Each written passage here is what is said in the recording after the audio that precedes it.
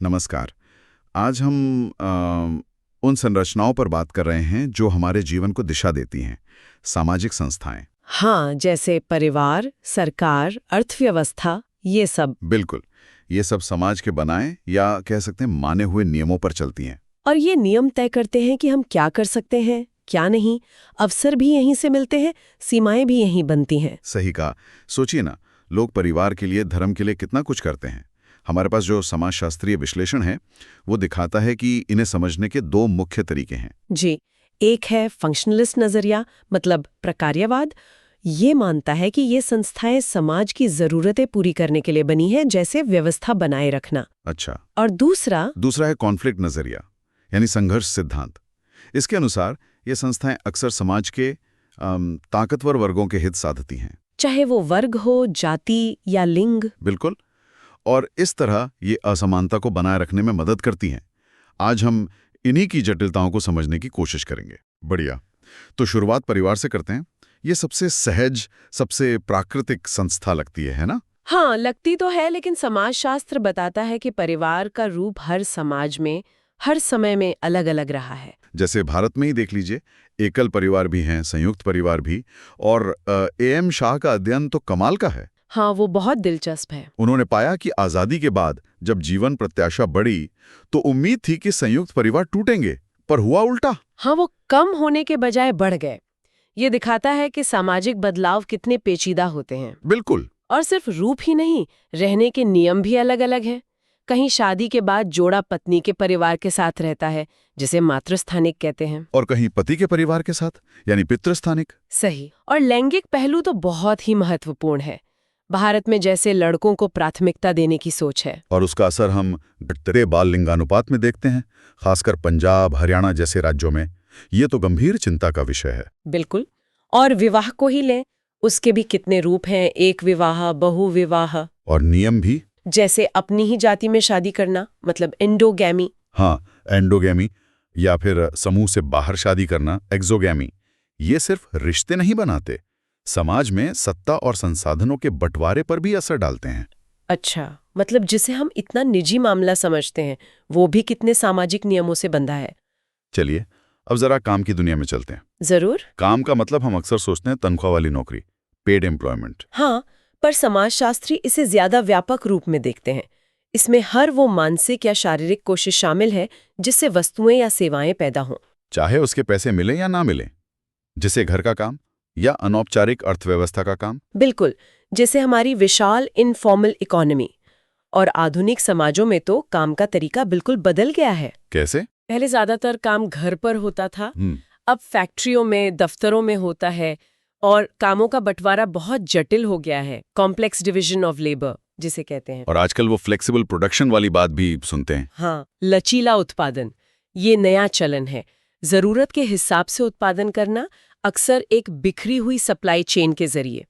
बैंगलोर का गारमेंट उद्योग इसका अच्छा उदाहरण है। अच्छा, और इसका असर मजदूरों पर पड़ता होगा? हाँ, बिल्कुल। उत्पादन की कड़ियां बढ़ जाती हैं तो मजदूरों के अधिकार, उनकी सुरक्षा, ये सब प्रभावित होते हैं। तो जैसे काम की दुनिया है, वैसे ही राजनीति भी एक अहम संस्था है जो शक्ति के बंटवारे से जुड़ी है। सही। शक्ति यानी दूसरों के विरोध के बावजूद अपनी इच्छा पूरी करने की क्षमता। और इसका इस्तेमाल अक्सर प्राधिकार या अथॉरिटी के जरिए होता है। हाँ, अथॉरिटी यानी ऐसी शक्ति जिसे लोग वैध मानते हैं, लेजिटिमेट मानते हैं। और आधुनिक राज्य की क्या पहचान है? आधुनिक राज्य की पहचान है उसकी संप्रभुता, मतलब अपने इलाके में सर्वोच्च अधिकार। फिर नागरिकता, जिसमें नागरिक, राजनीतिक, सामाजिक अधिकार शामिल है।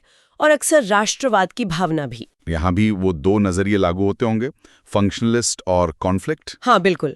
फंक्शनलिस्ट मानते हैं कि राज्य सबके हितों का ध्यान रखता है, जबकि कॉन्फ्लिक्ट विचारक कहते हैं कि ये ज्यादातर प्रभावी वर्गों का ही प्रतिनिधित्व करता है। दिलचस्प है कि शक्ति को वैधता कैसे मिलती है।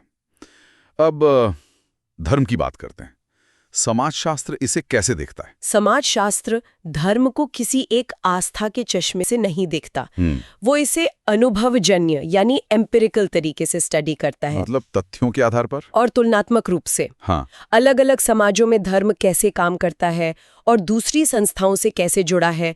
इसमें प्रतीक होते हैं, सिंबल्स, कर्म कार्ड होते हैं, रिचुअल्स। और मानने वालों का एक समुदाय। बिल्कुल। समाजशास्त्री इसमें भी रुचि रखते हैं कि समाज किन चीजों को पवित्र मानता है, सेक्रेड, और किन्हें साधारण या प्रोफेन। और मार्क्स वेबर का वो मशहूर अध्ययन प्रोटेस्टेंट धर्म और पूंजीवाद वाला। हाँ, क्लासिक स्टडी है वो। वेबर ने दिखाया कि कैसे प्रोटेस्टेंट धर्म की एक शाखा कैल्विनिज्म, उसकी मान्यताओं ने अनजाने में पूंजीवाद के विकास को बढ़ाया। अरे वाह, मतलब धर्म, राजनीति, अर्थव्यवस्था ये सब आपस में जुड़े हुए हैं। बहुत गहराई से जुड़े हुए हैं। आखिर में बात करते हैं शिक्षा की। सीखना तो खैर जीवन भर चलता है। हाँ, पर स्कूली शिक्षा जो है वो आज के जटिल समाजों के लिए बहुत जरूरी हो गई है। ये ज्ञान और संस्कृति को अगली पीढ़ी तक पहुंचाती है, खास तरह के हुनर सिखाती है। जी, फंक्शनलिस्ट मानते हैं कि शिक्षा समाज में व्यवस्था बनाए रखने में मदद करती है, संस्कृति का विकास करती है। और योग्यता के आधार पर भूमिकाएं बांटती है, मेरिट के आधार पर। हाँ, ऐसा उनका मानना है। लेकिन जो कॉन्फ्लिक्ट नजरिया है वो कहता है कि शिक्षा अक्सर असमानता को घटाने के बजाय बढ़ाती है। वो कैसे? देखिए, अलग अलग सामाजिक आर्थिक पृष्ठभूमि के बच्चे अक्सर अलग अलग तरह के स्कूलों में जाते हैं। किसी को बहुत अच्छे संसाधन मिलते हैं, किसी को बिल्कुल नहीं। तो अवसरों की खाई और बढ़ जाती है। बिल्कुल। और ग्रामीण भारत में देखें तो जाति और लिंग जैसे कारक आज भी बहुत मायने रखते हैं कि किसे कितनी और कैसी शिक्षा मिल पाती है।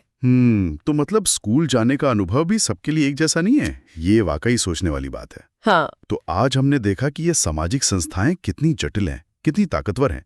ये जरूरतें भी पूरी करती हैं, पर साथ ही असमानता भी पैदा कर सकती हैं, उसे बनाए रख सकती हैं। सही कहा। परिवार से लेकर शिक्षा तक, राजनीति से लेकर धर्म तक, ये सब हमारे जीवन को बहुत गहराई से प्रभावित करते हैं। और ये बदलती भी रहती हैं। और इनका असर समाज के हर वर्ग पर एक जैसा नहीं होता। बिल्कुल। ये हमें एक जरूरी सवाल पर लाकर खड़ा करता है, इन शक्तिशाली ढांचों के भीतर रहते हुए एक व्यक्ति कहाँ तक अपनी राह खुद तय कर सकता है या इन संस्थाओं को चुनौती दे सकता है। ये एक बड़ा सवाल है जिस पर विचार करते रहना जरूरी है।